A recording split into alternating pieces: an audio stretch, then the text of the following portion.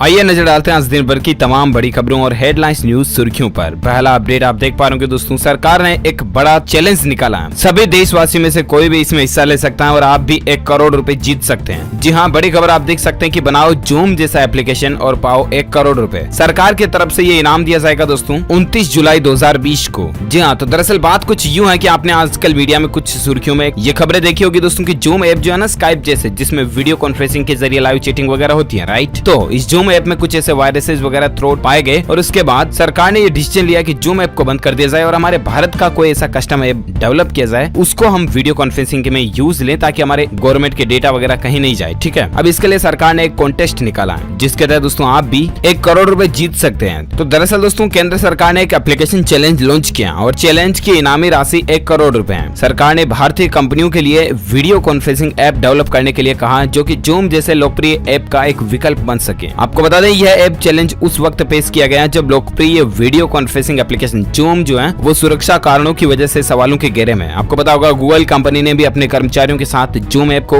इस्तेमाल करने में बैन लगा दिया और ऐसे में सरकार ने ये कॉन्टेस्ट निकाला। आप mygov.in की ऑफिशियल वेब पोर्टल पर जाकर के इस कॉन्टेस्ट में हिस्सा ले सकते हैं। 30 अप्रैल 2020 इस डेवलपमेंट प्रोग्राम में रजिस्ट्रेशन के लिए आखिरी तारीख है। वीडियो कॉन्फ्रेंसिंग एप्लीकेशन किसी भी किस्म के डिवाइस पर काम करना चाहिए जैसे कि Android mobiles, iOS phones, computer, laptop, tablet वगैरह सब पर। इसमें कुछ और टेक्निकल बातें आपको ध्यान में रखनी चाहिए इसको डेवलप करने दौरान। ऐसा में दोस्तों अगर आप भी एक सॉफ्टवेयर इंजीनियर हैं या आपकी जान पहचान में, परिवार में, दोस्तों मित्रों में, रिलेशनशिप में कोई है जो सॉफ्टवेयर डेवलपिंग वगैरह का काम करता है तो उन्हें ये जरूर अपडेट बताइएगा। आप कहीं 1 करोड़ रुपए में से 5-10 लाख रुपए अपने भी मतलब समझ गया है ना। तो कुल मिलाकर के इस तरह से ये सरकार ने कॉन्टेस्ट निकाला है। चलिए बात करें अपन अगली अपडेट की, तो देख पा रहे कि कोरोना वॉरियर्स को 50 लाख का बीमा देगी उड़ीसा सरकार, मिलेगा शहीद का दर्जा। जी हाँ, उड़ीसा गवर्नमेंट की तरफ से दोस्तों अभी जो हमारे देश और दुनिया में ये बीमारी का वायरस चल रहा है इसके तहत एक नई पहल निकाली है। और पहला तो ये दोस्तों की इस बीमारी से, वायरस से लड़ाई के दौरान अगर डॉक्टर, नर्स, हेल्थ कर्मी, सफाई कर्मी वगैरह किसी की भी जान चली जाती है तो दोस्तों उन लोगों को, उन हस्तियों को शहीद का दर्जा दिया जाएगा। पहली बात तो ये उनके राजकीय सम्मान के साथ उनका अंतिम संस्कार किया जाएगा। इसके अलावा भी सरकार उनके परिवार को 50 लाख रुपए की सहायता राशि भी देगी। इंश्योरेंस कवर के रूप में समझिए या किसी भी तरह से समझिए, ये उड़ीसा गवर्नमेंट की तरफ से एक नई पहल शुरू की गई है। चलिए साथ ही अगला अपडेट है दोस्तों की राष्ट्रीय प्रतिभा खोज फेज 2 परीक्षा को स्थगित कर दिया गया है। एनसीईआरटी ने इसको लेकर एक नोटिस भी जारी कर दिया। जी हाँ, आपको बता दें वर्ष 2020 के लिए आयोजित की जाने वाली राष्ट्रीय प्रतिभा खोज परीक्षा के द्वितीय चरण की परीक्षा को रद्द कर दिया। यह परीक्षा दोस्तों 10 मई को सभी राज्यों में आयोजित होने वाली थी तो इसको रद्द कर दिया। चलिए साथ ही अगला अपडेट आ रहा दोस्तों कि चंडीगढ़ प्रशासक ने भी बड़ी घोषणा कर दी है। पंजीकृत निर्माण मजदूरों को फिर मिलेंगे 3-3 हजार रुपए। जी हाँ, चंडीगढ़ शहर के अंदर प्रशासन की तरफ से एक नई योजना शुरू की गई है और इसके तहत चंडीगढ़ के फैक्ट्री कर्मचारियों और कंस्ट्रक्शन मजदूरों को सैलरी नहीं मिलने व अन्य प्रमुख समस्याओं का मुद्दा अमर उजाला ने लगातार से उठाया था और ऐसे में प्रशासन भी हरकत में आ गया। सोमवार को प्रशासन ने 3 अहम फैसले लिए। इन फैसलों में फैक्ट्री कर्मचारी और मजदूरों को बड़ी राहत मिलने जा रही है। पहले फैसले के तौर पर दोस्तों प्रशासक वीपी सिंह बदनौर ने ऐलान किया कि शहर के सभी रजिस्टर्ड कंस्ट्रक्शन मजदूरों को 3-3 हजार रुपए कंस्ट्रक्शन लेबर वेलफेयर बोर्ड से स्पेशल सहायता राशि के तौर पर दिए जाएंगे। उन्होंने कहा कि इन मजदूरों को आ रही समस्याओं को देखते हुए ये फैसला लिया गया और ये राशि सभी मजदूरों के बैंक खातों में जल्द ही डाल दी जाएगी। आपको बता दें रजिस्टर्ड कंस्ट्रक्शन मजदूरों को प्रशासन ने 3,000 रुपए की सहायता राशि पहले भी दी थी और अब 3-3 हजार और एक्स्ट्रा देंगे। दूसरी बार है जब 6,670 मजदूरों के खातों में 3,000 रुपए डाले जाएंगे तो ये भी प्रशासन की तरफ से अच्छा फैसला है। और साथ ही अगला अपडेट देख सकते हैं कि कक्षा 1 से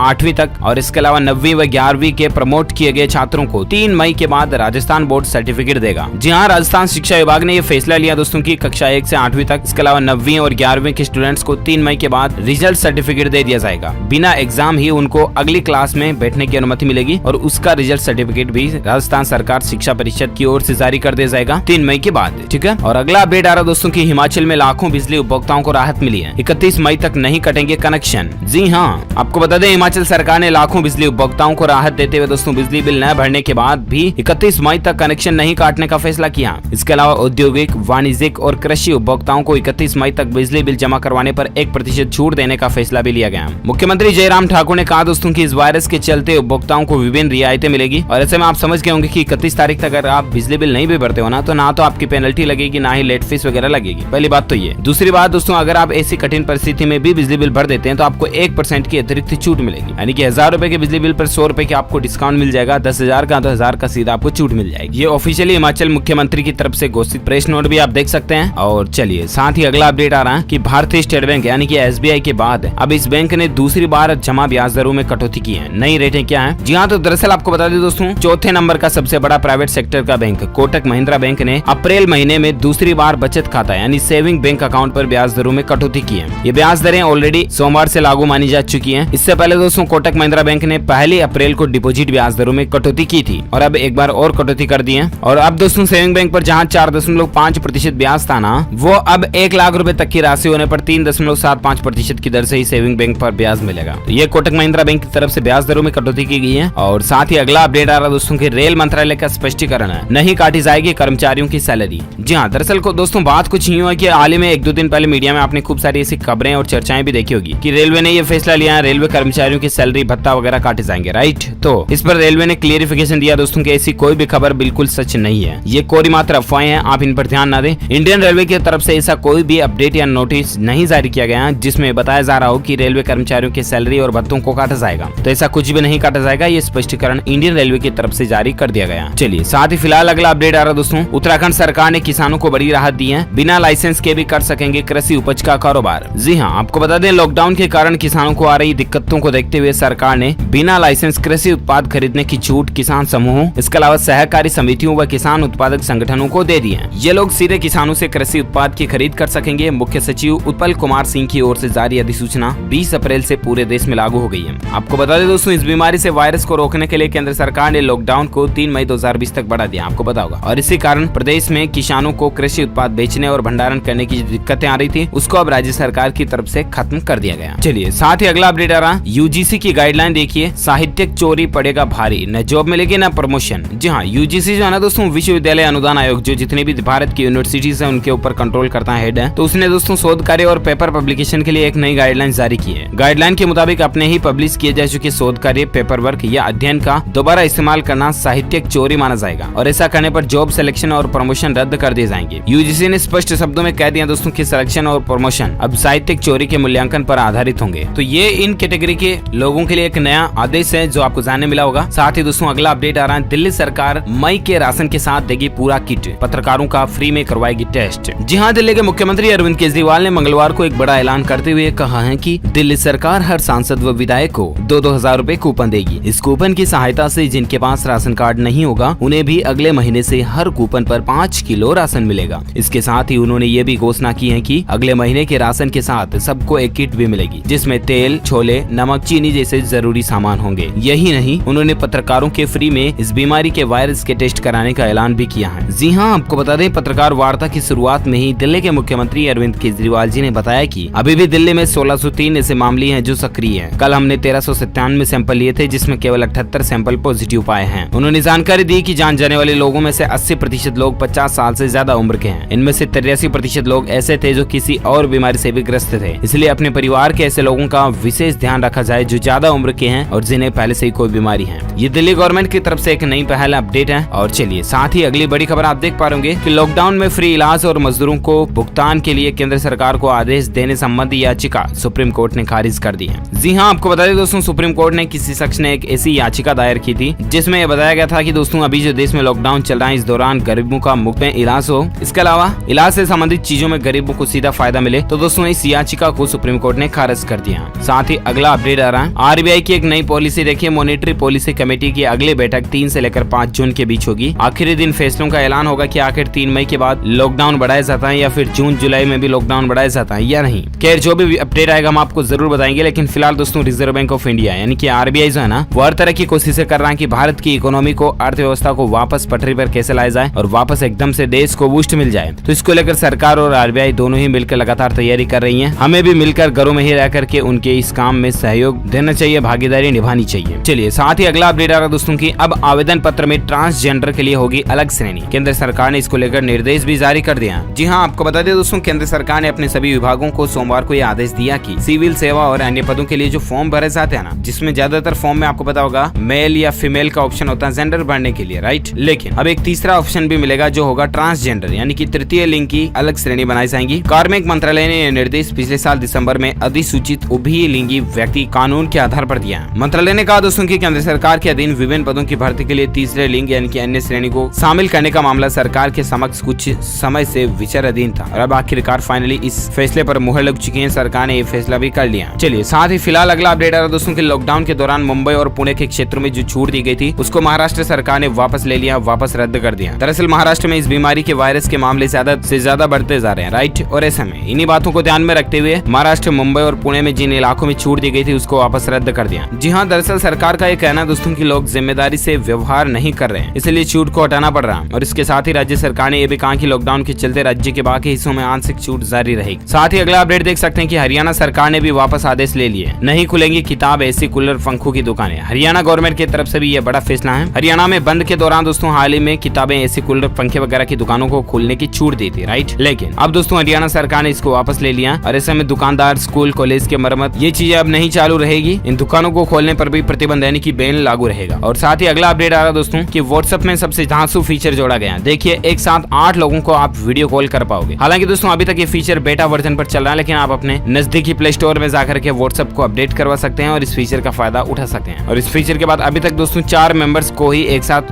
वीडियो कॉलिंग पर जोड़ा जा सकता था, राइट। लेकिन अब दोस्तों व्हाट्सएप ने यह नया फीचर जोड़ दिया और इसके तहत एक साथ 8 लोगों को वॉइस या वीडियो कॉलिंग के जरिए आप कनेक्ट कर सकते हैं। ओके दोस्तों, तो इसी के साथ ही आज की बड़ी खबरें, मुख्य समाचार, today breaking news, India news, headlines news का अपडेट वीडियो फिनिश होता है। और हाँ, आप मुझे नीचे कमेंट करके बताइएगा दोस्तों कि आप कौन से राज्य में रहते हैं, ताकि पर्टिकुलर हम आपके राज्य के समाचार भी आपके मोबाइल तक पहुंचा पाएंगे। दिल से इस वीडियो को लाइक कीजिए, ज्यादा से ज्यादा दोस्तों के साथ फेसबुक और व्हाट्सएप पर शेयर भी कीजिए। और अगर आप DLS न्यूज पर पहली बार आए हैं ना, तो चैनल को सब्सक्राइब करके बेल आइकन भी जरूर दबा दीजिएगा, ताकि आप और हम आपस में रोजाना जुड़े रहेंगे और एक दूसरे के साथ काम की खबरें शेयर कर पाएंगे। Thank you, take care, goodbye, जय हिंद, जय भारत, वंदे मातरम।